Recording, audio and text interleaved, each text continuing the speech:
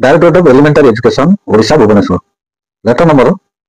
25,337 date हूँ 24/12/2024 चिठी कराला to the district education officer Raigarh.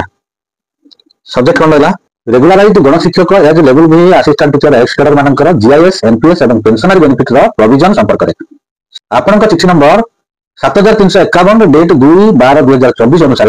आपण को सूचित करा कि government in school and mass education department चिठी नंबर 13,034 डेट 11/6/2018 रेगुलर सरकारी कर्मचारी मानक GIS NPS unutilised leave salaries pensionary benefit और फैमिली पेंशन संपर्क में गाइडलाइन दी गई जहाँकि directorate of elementary education Odisha Bhubaneswar तरफ मेमो नंबर 15,027 डेट 21/6/2018 समस्त डीओ डीपीसी और बीओ मान कम्युनिकेट करा तेणु directorate of elementary education Odisha Bhubaneswar तरफ उपर प्रेरित गाइडलाइन अनुसार आवश्यक पदक्षेप नेबाई निर्देश दिया डायरेक्टरेट को सूचित करने सूचना दिया।